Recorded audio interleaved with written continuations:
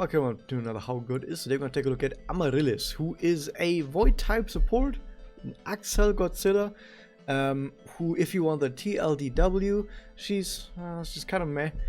Some people have said, oh, she's similar to Dark Meteor. No, she's not. Not even a little. Not at all. Everyone who said that is kind of not really getting at what actually made Dark Meteor so good, but we're going to get to that. If you want to get into why that is, you're going to have to watch the rest of the video.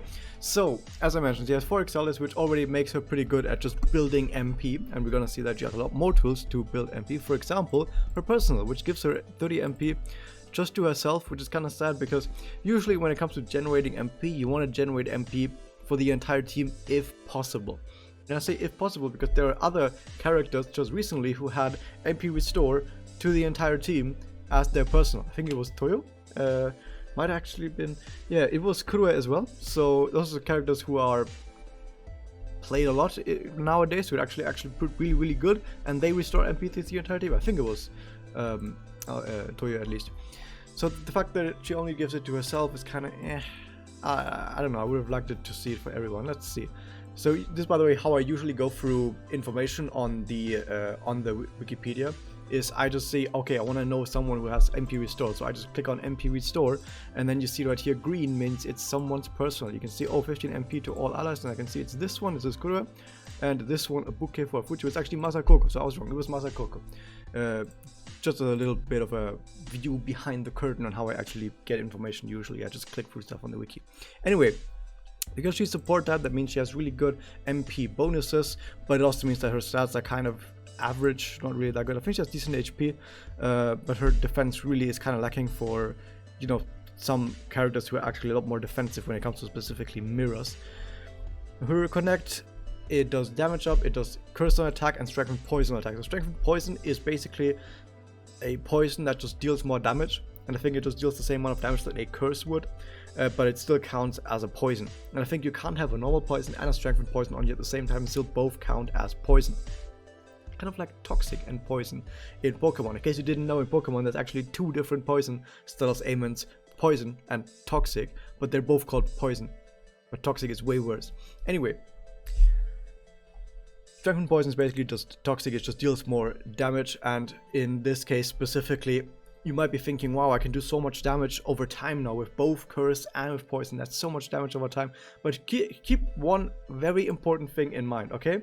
And the very important thing is that there is a cap. You can only deal at most 10,000 damage a turn with all your damage over time ailments, and that is with all of them at once. So if someone has curse, poison, burn, no matter, it doesn't matter how much HP they have, they have a billion HP and I have all 3 of those ailments on them, they can only take 10,000 damage at the end of the turn.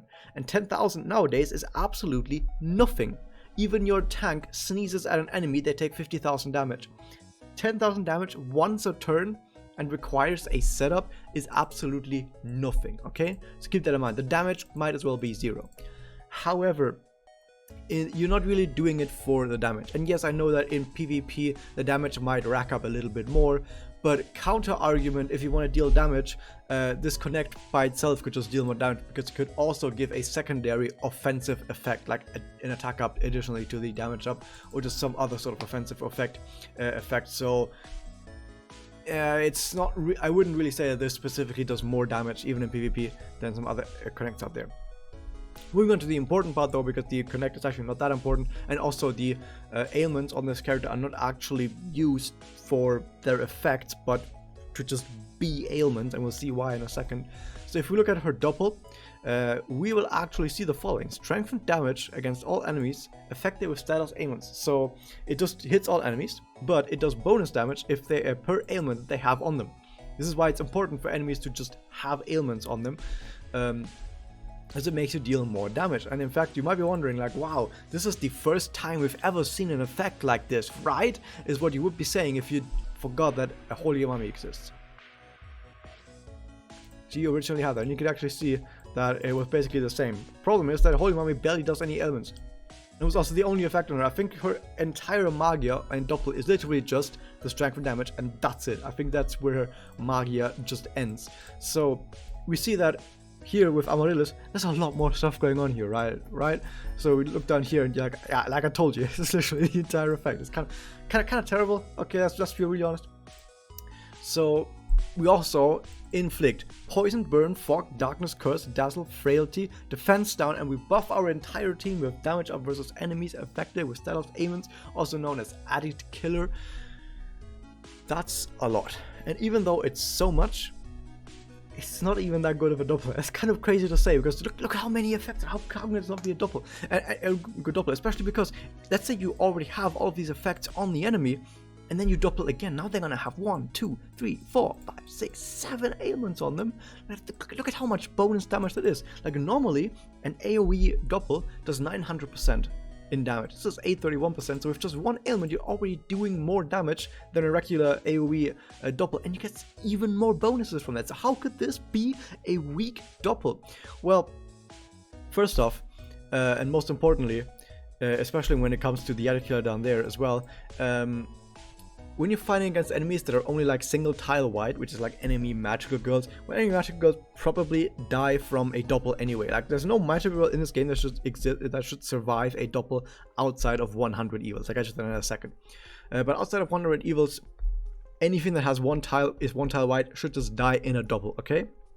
Secondly, the things that don't die from that are bosses, okay? Bosses that take multiple tiles, like Kimochi, for example, if you're thinking about Kimochi, or the paradox battles, or whatever they're called, extermination battles.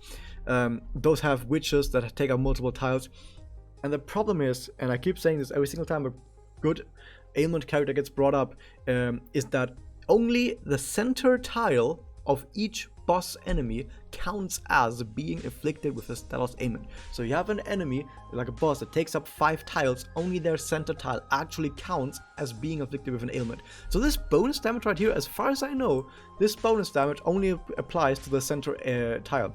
Now, I haven't actually tested this because I don't have Amaryllis. I don't know anyone who has Amaryllis, by the way, so I haven't actually checked with anyone else if this right here only affects the center tile. But I can tell you that the bonus effect for doing bonus damage for elemental weakness that you get for having burn or curse, for example, or dazzle, like level 2 or higher status ailments, that bonus effect also only applies to the center tile.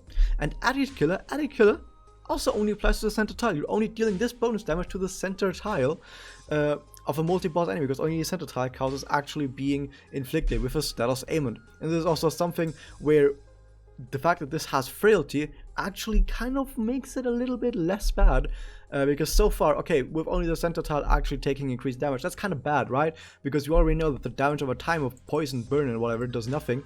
And when it comes to fog and darkness and whatever, like not getting hit, usually not that important. Like especially on Kimochi, you actually kind of want to get hit, so you get MP, right? Because when you get hit, you get MP, and if the enemy misses, I think you don't actually get MP, so that's actually kind of terrible. You actually want to get hit, so this actually actively hurts you.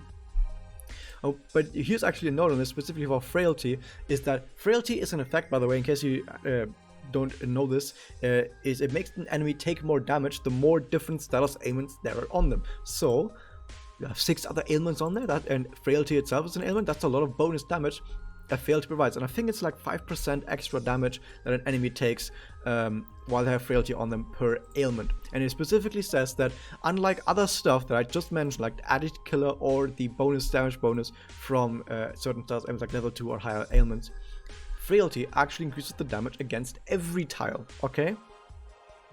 And it's also a separate multiplier, which is important for damage multiplications, and it actually makes frailty pretty darn good. So frailty by itself is pretty darn good, and she seeks to make the maximum amount of use from that, okay? So you might be thinking, oh, frailty is actually really good, so that means she's good in Kimochi. Not that well, probably, because here's the thing, you're spending an entire character slot on a character that only does frailty, nothing else. Because this only hits the center tile, this I think only hits the center tile. She doesn't deal, she only deals neutral damage because she's void type, therefore she cannot deal weakness damage to enemy, and if she can't deal weakness damage to enemy, she also can't get the weakness bonus from the ailments, which only inflicts a single tile, but still would have been bonus damage that she's missing out on. And the rest of her kit also doesn't do much to actually, you know, help with dealing the damage, so you only bring her only for the frailty, which in most cases is probably not going to be enough, especially because the one Kimochi out there that you want to use ailments against applies frailty to itself. So you don't need to bring anyone that can apply frailty to the enemy because it already applies frailty to itself. Ouch. That hurts, dude. That stings. Before I talk about the rest of her evaluation, let me quickly go over the spirit enhancement.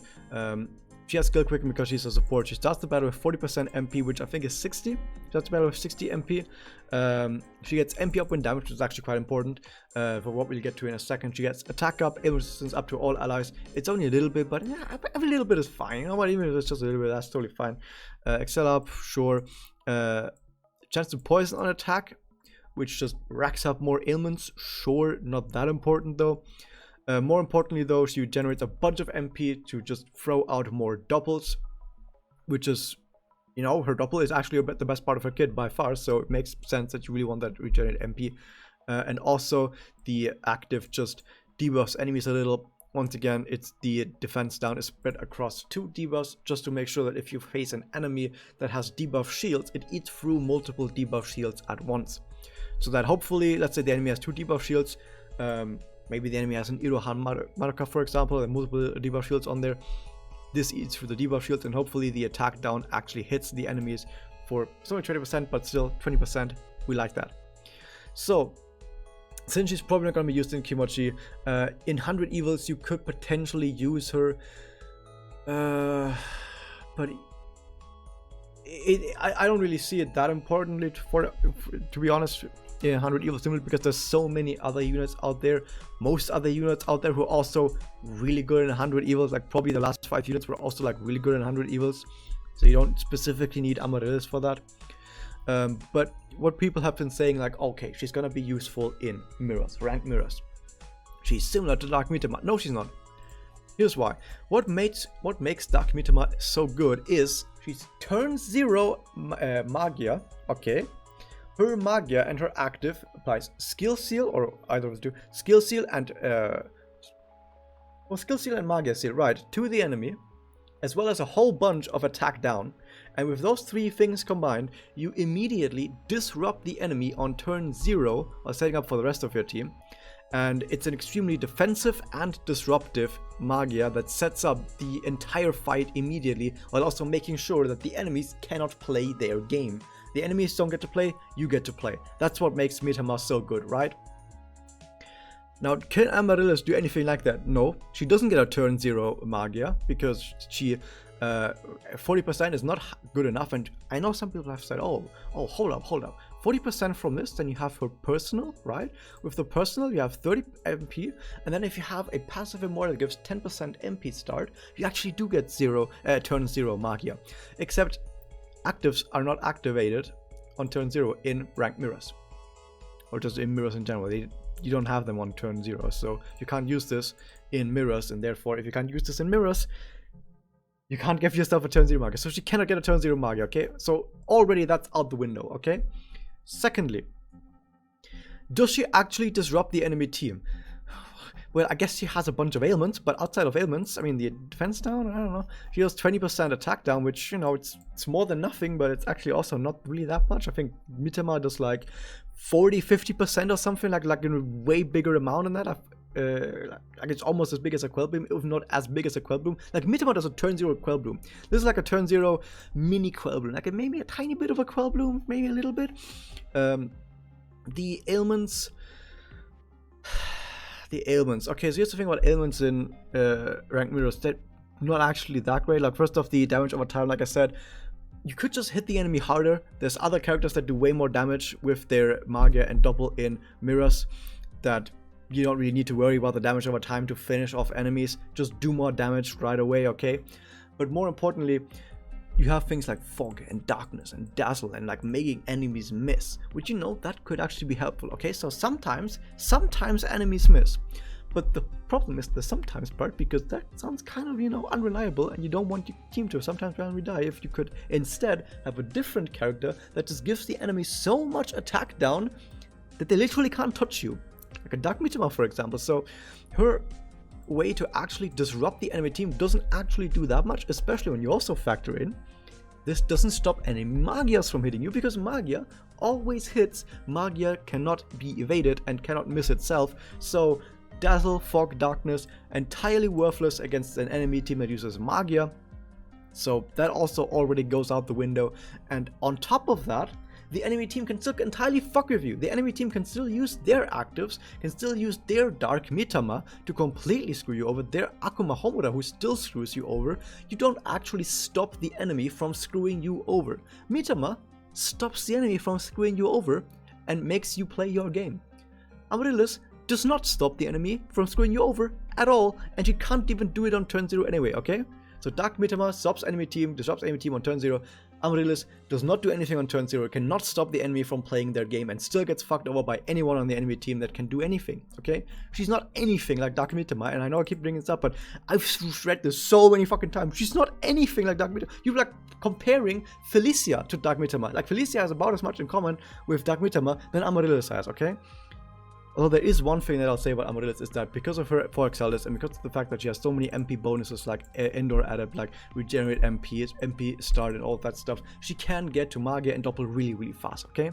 So you can still use her in ranked mirrors. We will see some people using her in ranked mirrors. She might be a niche pick for some people. She's not, I wouldn't put her in top tier in ranked mirrors, but she's still a niche pick that might see some really important plays here and there that some people might take into really high stratosphere of upper S ranks. So she can definitely be up there, because she just can get to Magia and Doppel really, really fast, especially with the Ender Adept. You just take some hits and then you throw out a Doppel, and it does a lot of like bonus for your score, just throwing out a Doppel without actually having to take discs, because you get these bonuses without even having discs.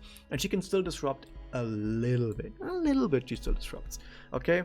And this is how I can see some people use them, maybe together with Dark Mitama, to have 2 characters throwing out Magia one after another. But she's not anything like Dark Mitama, Jesus. So then we look at her Memoria, which is kind of useless, like anti-evade for the entire team. Come on, no one needs anti-evade nowadays.